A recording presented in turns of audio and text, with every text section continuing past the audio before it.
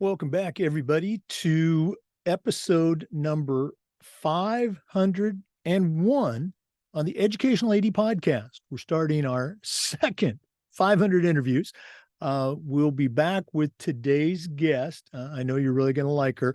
But first, we want to give a shout out to our sponsors. Remember, these are all companies that I used as an athletic director. They're great companies. You should be using them too. Here we go. We want to thank Hometown Ticketing for their continued support of the podcast. Hometown is the leading digital ticketing provider to schools and to colleges. I don't think I need to say anything more, but go to hometownticketing.com. Their team will get you set up at your school, not just for athletic events, but for all events, plays, concerts, dances, even graduation. That's hometownticketing.com. Make sure you check them out today.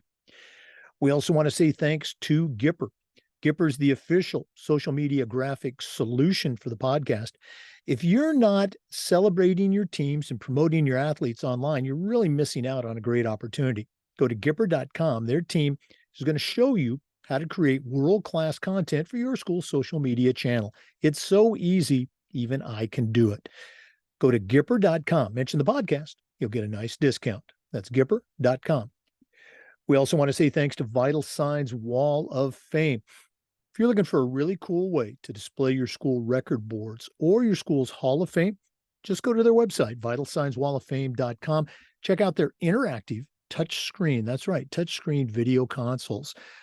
They're going to help you bring your school's legacy to life, share your diverse history, and celebrate your proudest moments. That's vitalsignswalloffame.com. We also want to thank Huddle. Go to huddle.com and change the way you see the game. As a head football coach, I used Huddle for years, but when I became an athletic director, I made sure our school was a Huddle school. And our coaches, all of our coaches, just loved the tools that Huddle provided that let them coach our kids up to their highest level. Go to huddle.com, join the 8 million users, and turn your school into a Huddle school. We also want to say thanks to Snap Raise.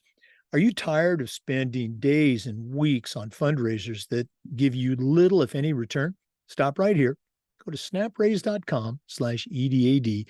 Hands down, the best online fundraiser out there. We used it at our school with tremendous success, and you're going to love it too. They also have a variety of platforms like FanX, Snap Store, Snap Manage. Check them all out. You'll find it at snapraise.com. We want to thank Home Campus for their support. Home Campus is the official high school and state association platform for us. It's also your one-stop platform for scheduling, for all the things that go into student-athlete eligibility and clearance, uploading paperwork and physicals, helping parents upload it themselves, and a whole lot more. Go to homecampus.com to get started. That's homecampus.com. We also want to say thanks to Sideline Interactive, indoor score tables and video boards.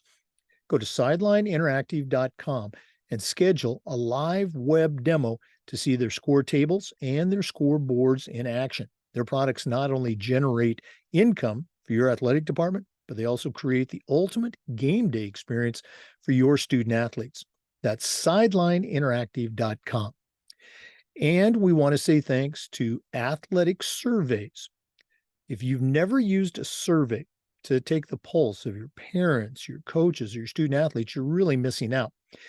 Athletic directors already hear back from the people that want to complain, but that's only a small percentage. Athletic Surveys will connect you to that squeaky wheel group, but they'll also connect you to the 98% that support your program. And that's a tremendously valuable tool to have when you're talking to a frustrated parent, or maybe your principal, or maybe your school board. Go to athleticsurveys.com. They're going to create a custom survey that'll let you take the pulse of your parents and your student athletes. That's athleticsurveys.com. Hey, welcome back, everyone, to another episode of the Educational AD Podcast. This is episode number 501, and we're starting it off in a big way. Our guest today is Carmen Ewing. She is with the little organization called the San Francisco 49ers. Also happens to be my son's favorite team, by the way. We're going to hear about her story, but just a little bit.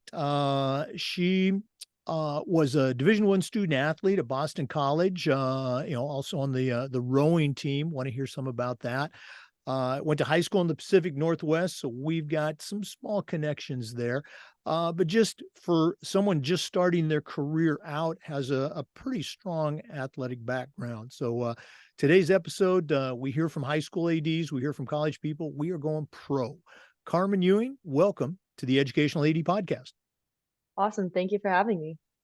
We're glad that you could find some time for our listeners. We're recording this on November 29th, so it's right in the middle of the National Football League season.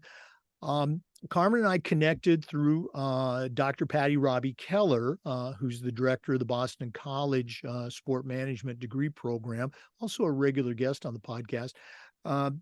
Obviously, she's a great guest for our audience. So, Carmen, we always like to let our listeners have a chance to get to know our guests. So give us that quick bio, where you were born, where you grew up. Maybe take us up through your own high school and college years, and then we'll take our first break. But what's the Carmen Ewing story? Awesome. Sounds good. So I was born and raised in Seattle, Washington, and I was raised in a very athletic centered family. My mom was a bodybuilder and was being recruited to play gymnastics at Washington, and my dad was being recruited to play football in college. Unfortunately for them, their career ended with season-ending injuries during high school. So they kind of lived vicariously through me in sports. So I grew up playing soccer, gymnastics, volleyball, and I really got into rowing when I was around in seventh grade. And I wanted to go row in high school and then take it on to college. So I went to an all girls Catholic high school in Seattle, Washington called Holy Names Academy. And that was a very formative time in my life. My high school athletic director was very helpful, and she was also my college or my high school coach. And she really kind of formed my vision for what I wanted to do in college.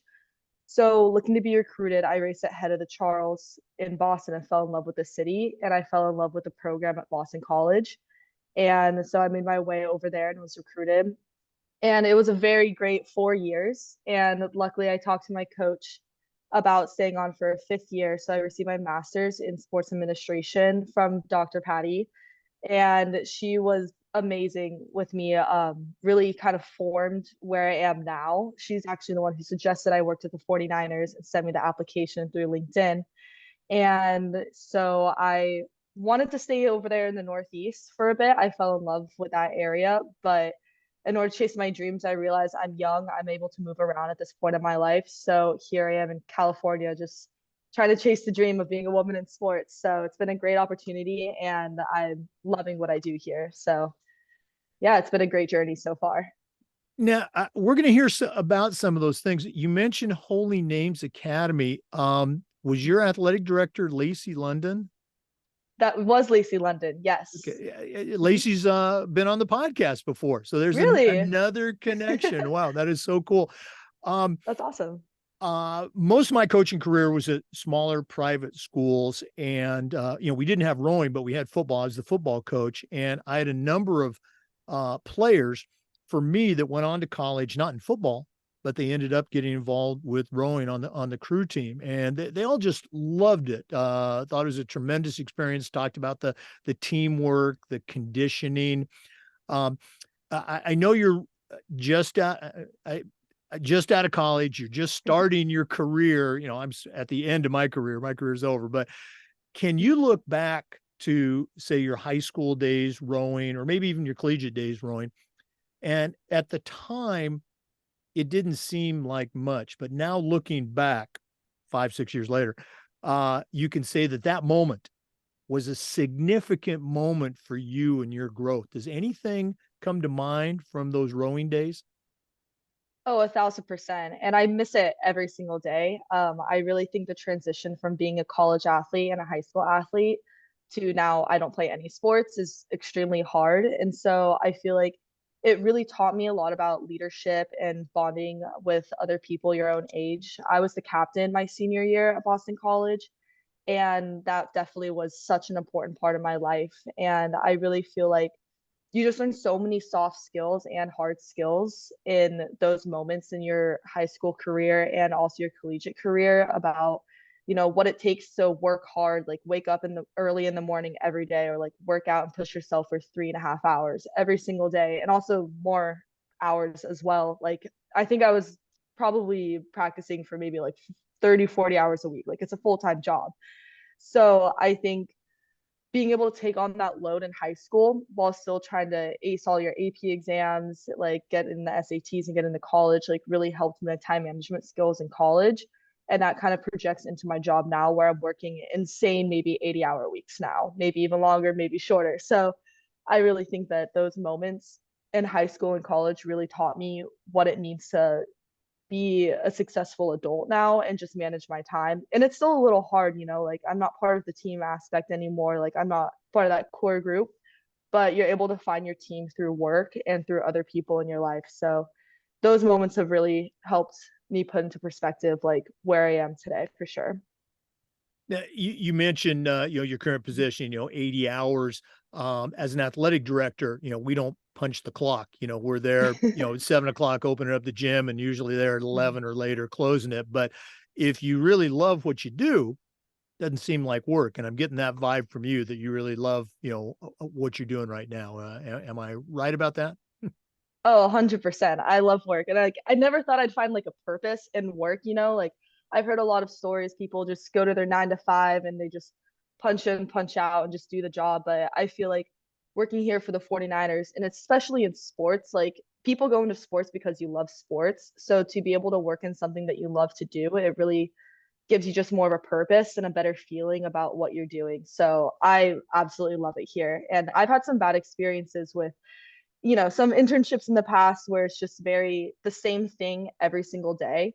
But I'm more of a hands-on person and I love doing just different things. So I feel like sports is definitely the right path for me. And I just absolutely love it for sure. Yeah, I always tell the story, so you bear with me.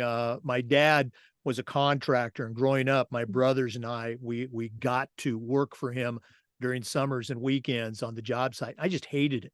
And I remember, I think I was in junior high, maybe an eighth grader, and I was probably griping about something on the job site. And my dad pulled me aside and goes, Jake, the secret to happiness is finding something that you love to do and then convincing somebody else to pay you to do that.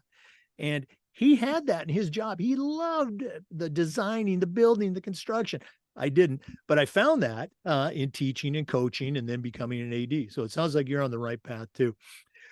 For our listeners, our guest today is Carmen Ewing. She's with the San Francisco 49ers. We're going to hear more about what she does in that role, but let's go and take our first break. We appreciate you listening, but we're coming back with more. This is the Educational AD Podcast. We want to say thanks to our friends at Hometown Ticketing for their support of the podcast. Hometown is the leading digital ticketing provider to schools and to colleges. And if you go to hometownticketing.com, their team is going to show you how to set up and sell your tickets online, not just for athletic events, but things like school plays, concerts, dances, even graduation. And here's the best part. Every school gets assigned a dedicated client success manager that's going to provide you hands-on support every step of the way. That's every step of the way.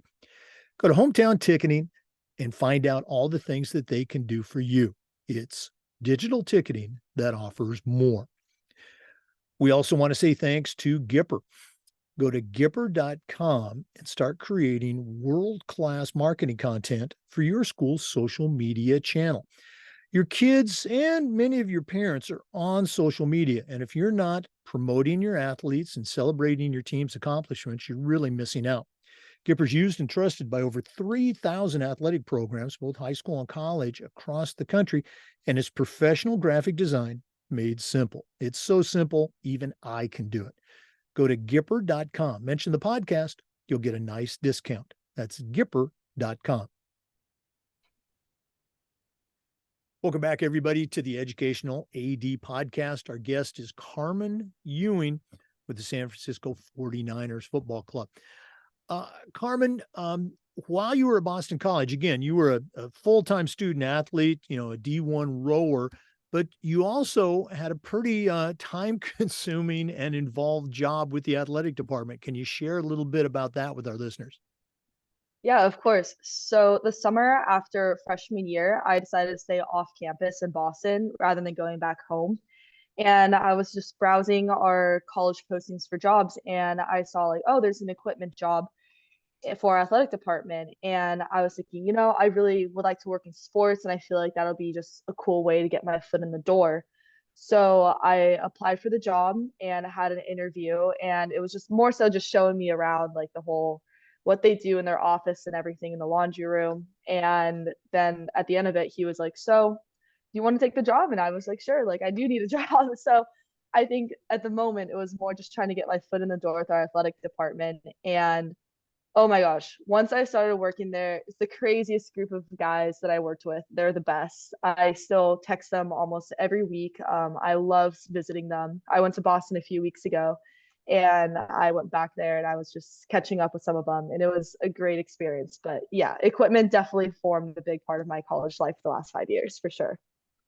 Now, were you assigned to a specific team? Did you work with multiple teams? How did that play out for you? Yeah, so I was more on the Olympic sport side. So I did help with football a little bit, and I talked to them all the time in their equipment room.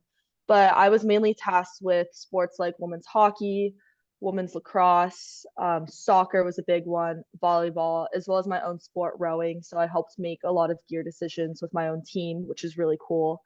And I've worked a lot with um, basketballs as well. Yeah, so I was kind of dancing around those sports mainly, but I was really just there to help out anything that my managers needed me to help out with and just kind of be backup and support the athletes who came in needing gear and other equipment needs. Yeah, you and I were talking before we started recording, particularly at the high school level, the role of manager. Any coach is going to say that. I mean, if they find that hardworking manager, I mean, that's gold. I mean, they're an MVP for that team. How was it for you coming on board? And then again, you did it for 4 years. How many, or how was that, let's say, environment as a manager received by your, let's say, the teammates or the players as well as the coaches? Did you feel like you were supported and valued?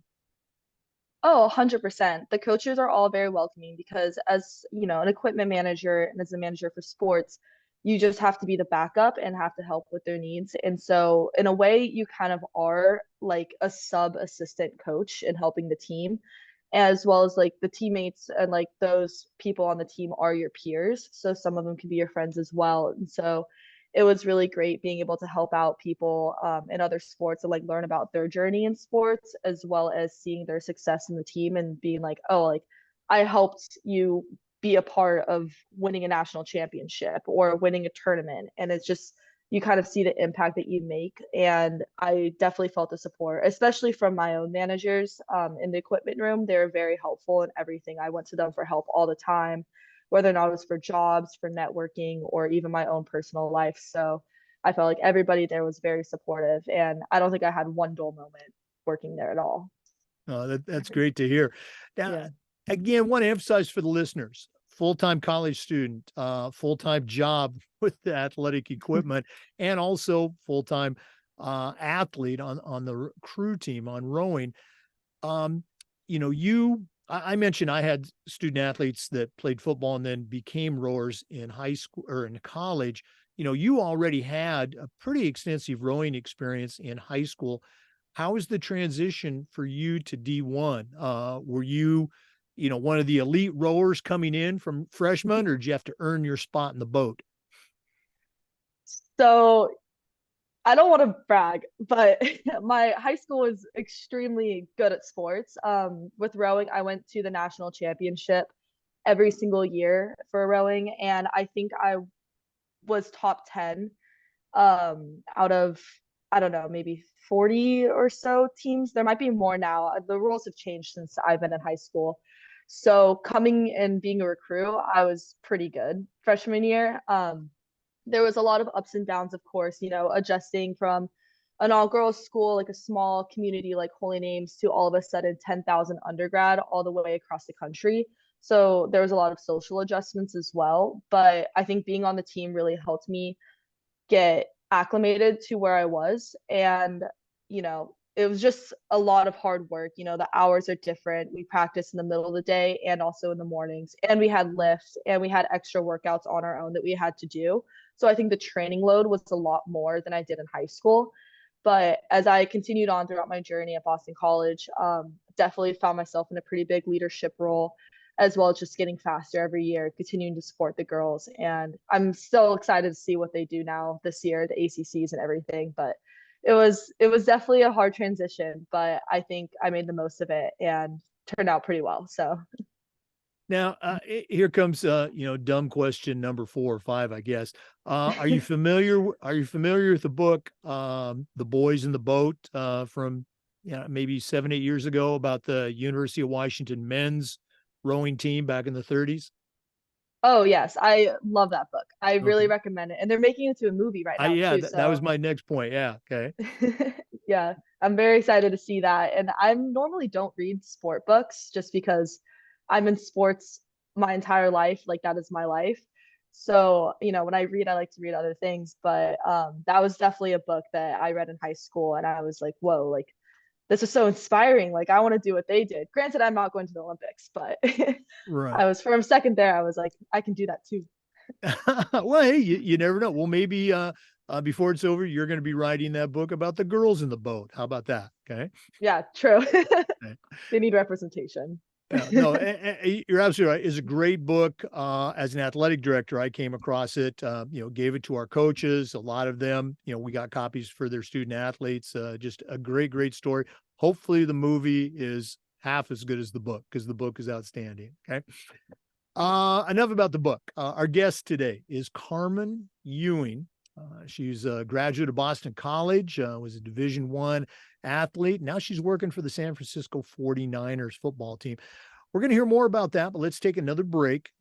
Please stay with us. We're coming back. This is the Educational AD Podcast. We want to thank Vital Signs Wall of Fame for their support of the podcast. Go to their website, vitalsignswalloffame.com, and check out their interactive touch screen. That's right, touch screen video consoles. If you're looking for a really cool way to display your school record boards for all the teams, for all the events, or your school's Hall of Fame, go to Vital Signs Wall of Fame. They have a mission to help you bring your school's legacy to life. They're going to help you share your school's diverse history, acknowledge your proudest moments, and brag a little about your top role models. It's vitalsignswalloffame.com. We also want to say thanks to Huddle. Go to huddle.com and change the way you see the game. As a football coach, I used Huddle for years and it was just fantastic. But when I became an athletic director, I made sure that our school was a Huddle school and our coaches, all the coaches, just loved the tools that Huddle provided that helped them coach our kids up to the highest level. At Huddle, we believe in sports and teams believe in Huddle. Join the 8 million users and turn your school into a Huddle school. That's huddle.com. Welcome back, everybody, to the Educational AD Podcast. Once again, our guest is Carmen Ewing. She's currently with the San Francisco 49ers. Carmen, your position with 49ers, it's part of a fellowship. Correct me if I'm wrong, the Denise DeBartolo York Fellowship. I'm going to imagine that that was a pretty competitive process to win that. Can you take our listeners through that process? How'd you hear about it? What did you have to do? And then what are you doing right now with the 49ers as part of that fellowship? Yeah, for sure. So I actually had a return offer for another non-related sports job in Manhattan post grad. And I was thinking, like, I don't want to do that. Like, that's not my dream. And so I was talking to Dr. Keller about, kind of my career path. And she loves LinkedIn and it kind of made me love LinkedIn. So I check it every day. I'm obsessed with it. But, anyways, she ended up sending me a bunch of job applications. And then she sent me the DeBartolo Fellowship and said, hey, I think you'd actually be really good at this. I think you should apply. And I was like, I don't really want to move to California, but I like the East Coast a lot more now. But, I'm going to apply because who knows? It's an awesome opportunity. And something that was really enticing to me about it was you get to rotate through different departments. So it wasn't just one career path, you get to explore every single part of a football club. And I thought that was really unique. And I don't believe, or I believe when I applied, they were the only NFL team that offered that fellowship or that type of fellowship. So I applied, and a couple weeks later, I get an email saying, "Can you fill out this Google Doc?" And I was so worried that I was like, "Oh my gosh, I have to write an essay and all this stuff." But it was just asked a few basic questions. So I turned in the Google Doc, and after that, I was reached out to by their HR department to hop on a phone call. And so I had a phone call with this woman named Christina Hernandez, and I thought it went great. But then after, I didn't hear back for 2 weeks, and I was like, oh man, I bombed the interview. But then I got an email like the next day after I thought that another interview happened. So I interviewed with our director of inclusion, Christina Jefferson, and she was great. And again, I thought I was like, awesome, I aced that. Didn't hear back for 2 more weeks. Then I interviewed with the current fellow, Tamika Poland. She was the one before me, and great conversation. And I was like, shoot, like after that, I didn't hear back for like 3 more weeks. So this interview process probably took like maybe 2 or 3 months. I was like panicking every time after I had an interview. I was like, oh, I haven't heard back yet. And then my final interview was with our chief people officer, Harpreet Basran. So it was more, my job is more of I interviewed a lot with HR because I'm rotating through different departments. So I didn't necessarily need to have like a certain skill set. I just needed to be able to adapt to change quickly, be able to fulfill like the essential job duties, but also kind of fit more in with the culture of the 49ers. And so that was something that was pretty special to me. And I remember I was out at a Mexican restaurant with one of my friends, and I get a phone call from Milpitas, California. And I'm like, Hannah, like I'm getting a phone call. It's definitely the 49ers. Like, I'm so scared. I don't even want to take it. I'm too nervous. And so I ended up taking it, and they offered me the position, and I accepted within the next 24 hours. So it was a very spur of the moment decision, but I'm so unbelievably happy I'm here. So So you got the offer, you accepted. What was the turnaround time from Boston to San Francisco? How long until you had boots on the ground? so I started the first day of work on, I think, July 10th or 11th. So I needed to find the lease for July 1st. I graduated from my master's program on May 22nd. So I think it was like a week or two after graduation, I had to move. And I actually bought my plane ticket here before I even found an apartment, which was a very scary feeling. Finding roommates is very difficult. But I think once I accepted, that was in early May. So I think it was about a month or two before I actually hit the ground running in California. So it was a very quick turnaround. Now they talk about the high cost of living well everywhere now, but are you in Santa Clara? Are you in Campbell? I mean, how close are you to the facility where you work?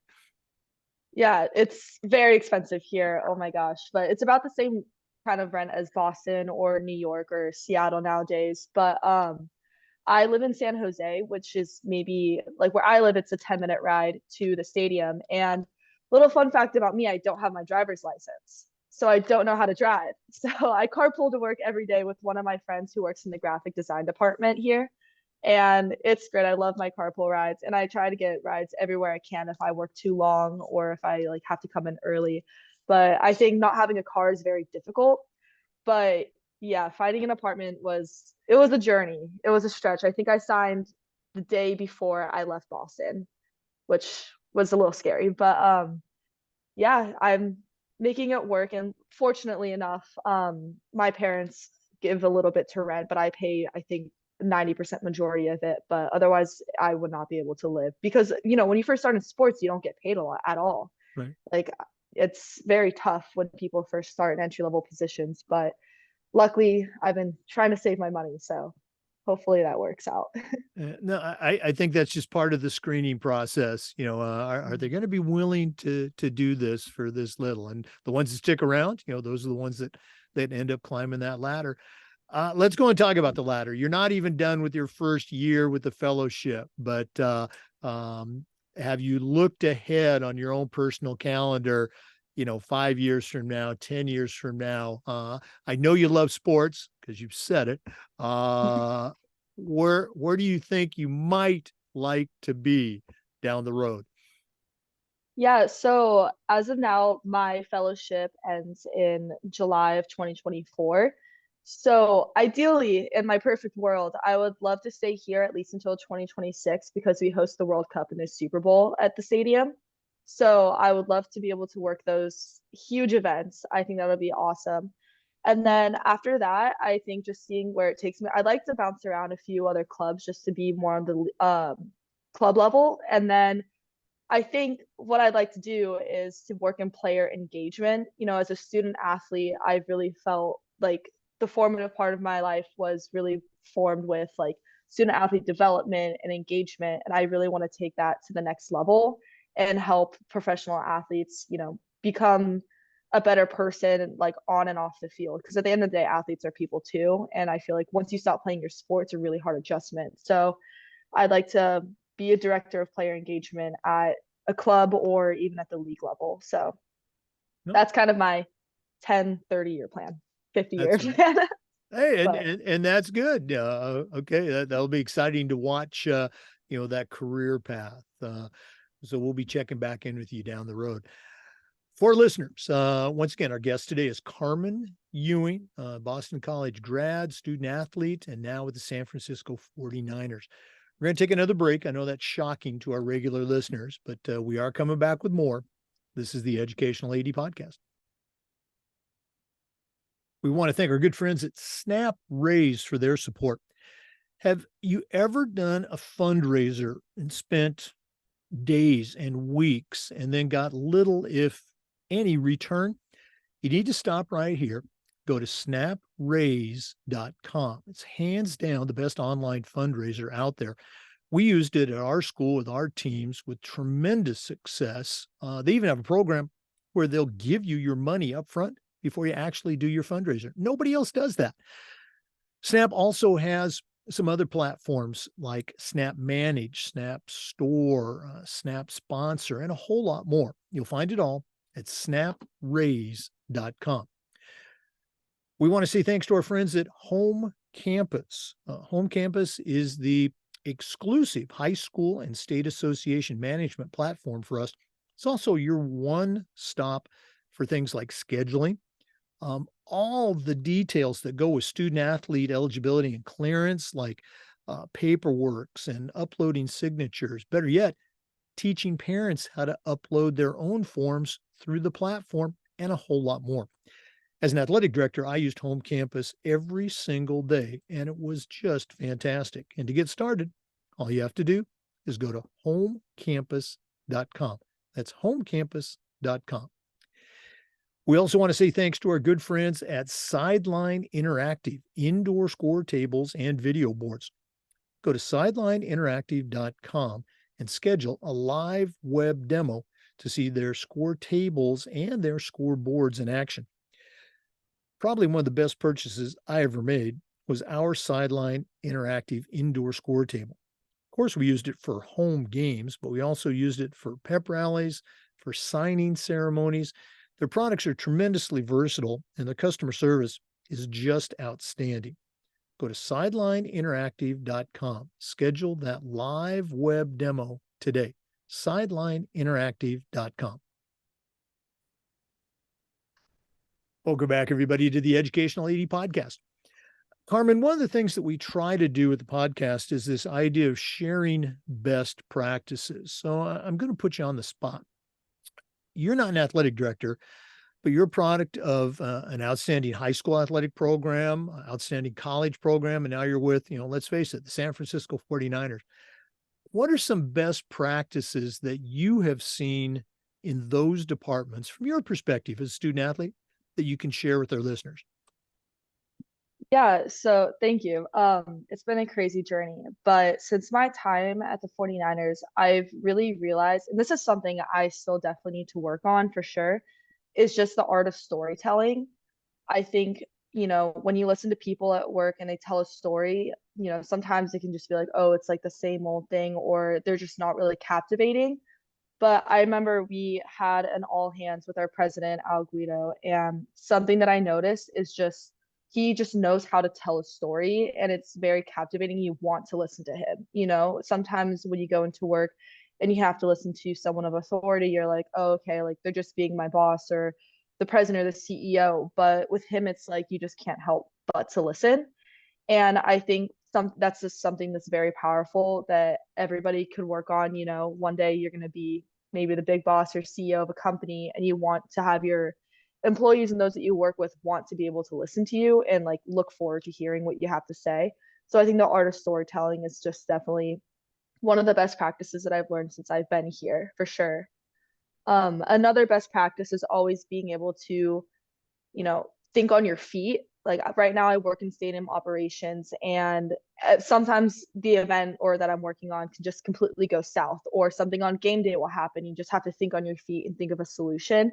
Just being very quick minded and having a solution or be able to navigate different paths. Like if plan A goes wrong, you go to plan C, then you go to plan B, then you go to plan D, then you go to plan F. Like you just jump around, not going in any particular order. You just have to be able to just really bounce back, and something knocks you down, you just have to get right back up.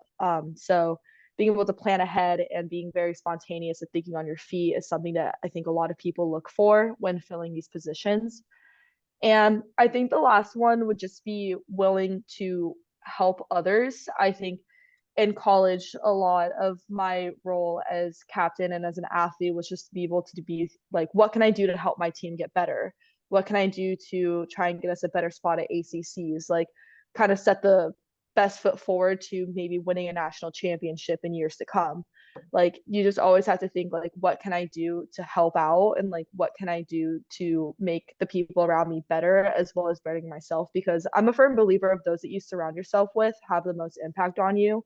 So if you're not trying to make yourself and those around you uplifted and, bring them up, then it's just, like you're just going to be stuck in a stagnant point. So I think something that I've learned is just being able to help uplift others, always be willing to help and push towards a common goal that everybody has. So I think, can't speak for athletic directors, but I think one thing that I've noticed is just the athletic directors we've had in the past at Boston College, and especially in high school with Lacey, is just always like, what can I do to make my teams better? What can I do to help uplift my school and bring us to a better platform? So I think just always trying to think like, how can you be better and how can you always be willing to help other people? It'll just definitely get you very far. Well, So. great ideas. Thanks so much for sharing. And again, I was an athletic director for 25 plus years, and I didn't learn that tool that you just mentioned until my final job. So I only got to use it like 5 years. And I wish somebody would have shared that with me earlier. And it's that simple idea of what can I do to help? How can I help you? The way I phrased it to my coaches when I took over that job, how can I help you have more fun? What are some things that I can do for you? And it's just so impactful to them. And in return was impactful to me, as an AD working with them. Very cool stuff.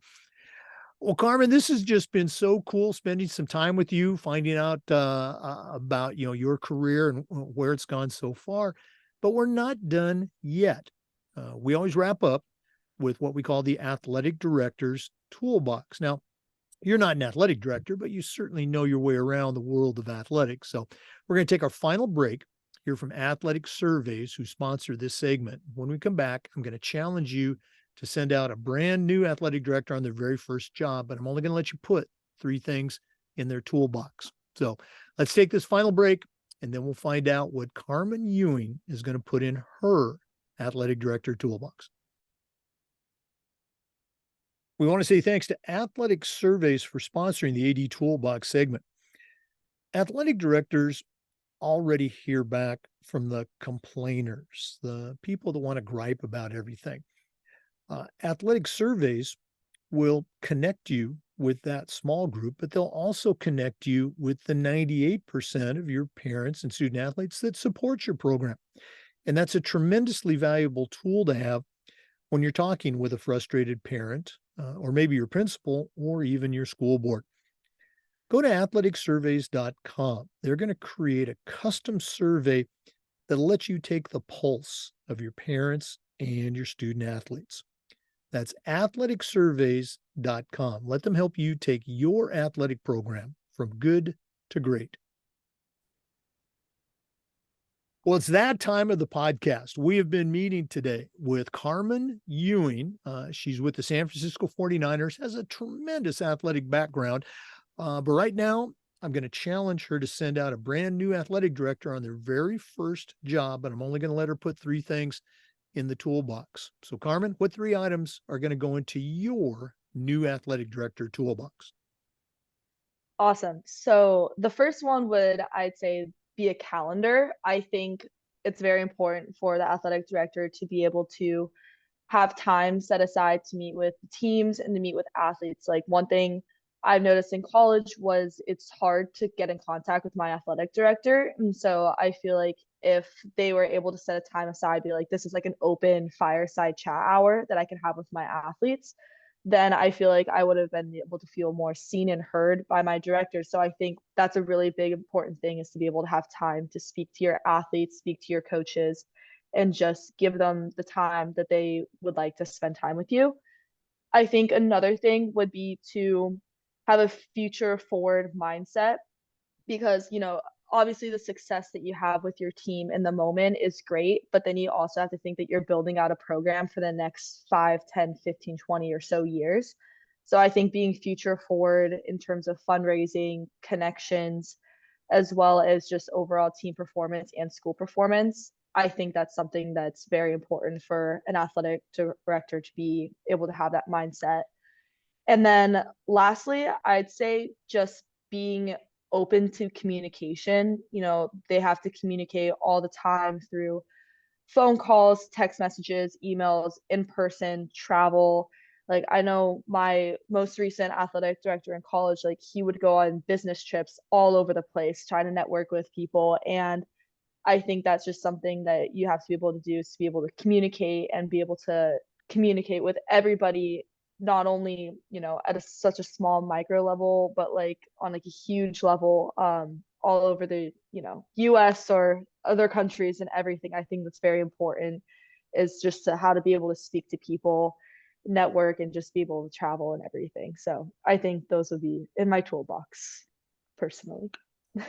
Well, you would make a great athletic director. Those are some of our most frequently mentioned tools, great ideas. And, speaking of communicating and networking, if one of our listeners wanted to reach out, add you to their network, what's the best way they can get a hold of you? Yeah, I would love to connect with everybody on LinkedIn. Definitely love meeting new people. So I'd say LinkedIn would definitely be the primary source to connect with me. Okay. And make sure you don't just ask for a connection. Put that note in there, explain, who you are and what the connection is going to do. I'm sure Carmen will connect with you. Carmen, thanks so much for taking time out of your very busy schedule to share with our listeners today. All the best moving forward with the rest of the season. Looks like the 49ers are getting hot at the right time. And Mhm. hopefully, let's get you back on the podcast down the road, see how things are going. Awesome. Thank you so much for having me. It's been great. Oh, you bet. For listeners, we do this just about every day with new content, and we upload the Zoom recordings to the Educational AD Podcast YouTube channel. Of course, we appreciate you listening. Come back next time for another great interview. And as I said, just about every day for new content on the Educational AD Podcast. We'll see you next time.